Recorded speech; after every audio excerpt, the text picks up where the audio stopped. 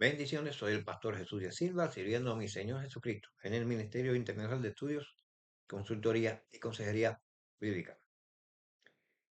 Hoy es sábado, 7 de febrero de 2026, y me complace poder compartir con ustedes algunas de mis anotaciones, como siempre.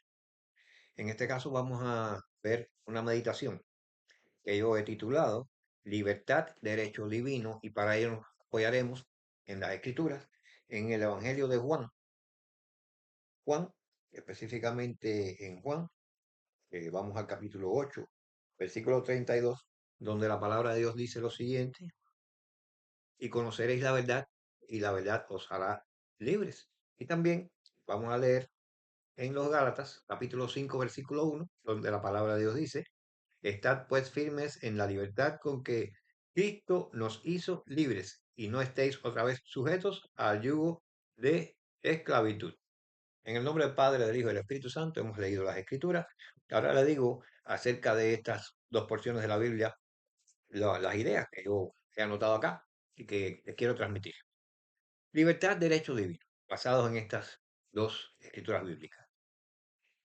Cualquiera que, esgrimiendo autoridad o posición de poder, ataca la libertad de otras personas, la agrede o la restringe, está oponiéndose de manera absoluta y total a la voluntad divina, porque el ser humano no fue creado esclavo, el ser humano fue creado en absoluta libertad y por tanto consideramos que la libertad es un derecho divino. De modo que Juan 8:32 y Gálatas 5:1 son versículos importantes y nos están eh, transmitiendo que la Biblia, la palabra de Dios, considera la libertad una obra consumada por Jesucristo, consumada en la cruz, con ese sacrificio total y completo que tanto significó.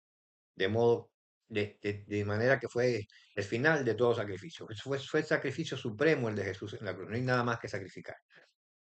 Y esto nos lo transmite, que nos da esto una libertad total, o con un ejemplo que nos dio también el Señor de qué fue el ejercicio público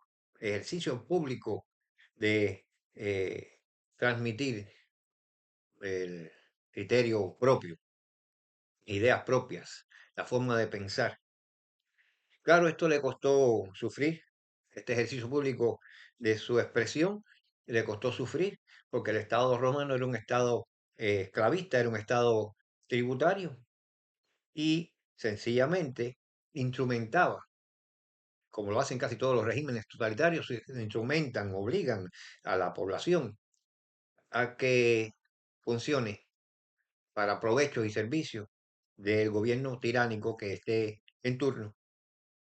Esto eh, ponía en, en estado o condición de algo peligroso o alguien peligroso a aquel que libremente se expresaba y expresaba su criterio y hacía ese derecho que Jesucristo ejerció. Y que no es una emoción. La libertad no es el derecho a transmitir emociones, no es el derecho a, a decir solamente lo que una porción gobernante decide que se tiene que decir. La libertad no es ideología, la libertad es sencillamente un derecho y una condición. Es una condición que debe disfrutar y puede disfrutar, debe y puede disfrutar cualquier ciudadano de cualquier país del mundo a decir lo que piensa. No importa qué inclinación y qué vocación pueda tener ese ciudadano. No importa que con aquello que ese ciudadano piense, ciudadano o ciudadana, cuando digo hombres y mujeres, digo la humanidad, el hombre, la humanidad. Cuando un ciudadano o ciudadana piensa diferente a lo que piensa la clase que gobierna, eso no es un delito. Está ejerciendo su derecho a pensar, su derecho a criterio propio y expresarlo. No importa que la gran mayoría pueda no estar de acuerdo con ese derecho, siempre y cuando esa inclinación, ese derecho, esa vocación lleve o esté pensando como finalidad en la, la mejoría, el progreso, la prosperidad de la nación, ese criterio debe ser escuchado y tenido en cuenta y respetado. no debe ser oprimido, no debe ser silenciado, no debe ser menospreciado en una sociedad. Es, la nación, cuando hablamos de la nación, hablamos del pueblo, del pueblo. Nación es pueblo, no es élite gobernante. La nación es el pueblo que puede en alto grado o no pensar diferente a la élite que gobierna, a los acólitos de esa élite que gobiernan, que generalmente en estos países donde este tipo de gobierno está instaurado, esas élites y sus acólitos suelen pensar que solo ellos pueden tener derechos inalienables. El pueblo no. Lo que el pueblo reclama no se oyen. Bueno, eh, solamente una mente totalitaria puede pensar que eso es un delito. Solamente. Esto nos exhorta, iglesia. Esto nos exhorta a todos, los ciudadanos del mundo, nos exhorta a pensar en esto. Porque estos versículos están diciendo que esa libertad pudiera perderse por diferentes causas, descuido, temor o religión manipulada o religión manipulativa. El mensaje de la cruz para nada fue ajeno a las condiciones sociopolíticas de el lugar donde nació y vivió Jesús. Para nada ese mensaje de la cruz es ajeno a las condiciones sociopolíticas que rigen en todos los países del mundo actual. Para nada. Y mucho menos pudiera decirse que el mensaje de Jesús es antisocial. Porque si en algún lugar se puede ver que existen ideas revolucionarias en el sentido de revolucionar las cosas para que mejoren, para que se hagan mejor, y ideas de patriotas, de amor a la patria, es en la doctrina de aquel que fue crucificado por los que sojuzgaban la tierra donde nació, que no fue Palestina, fue Judea en Israel. Fue Judea en Israel. La doctrina del crucificado no ha cambiado. Muchos lloran por sus tierras. Jesús lloró por Jerusalén. Lo podemos ver leer en el Evangelio de Lucas, capítulo 19, versículos 41 al 44. Jesús amaba su patria. No es anticristiano amar tu patria. Jesús amó Jerusalén y lloró por Jerusalén.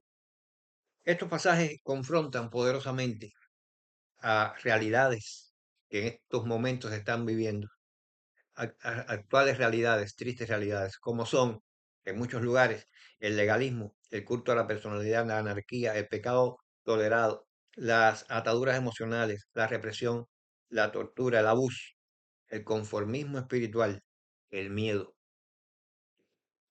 Iglesia, la doctrina de Jesús impactó profundamente a los césares y gobernantes de aquel momento porque los expuso ante el mundo.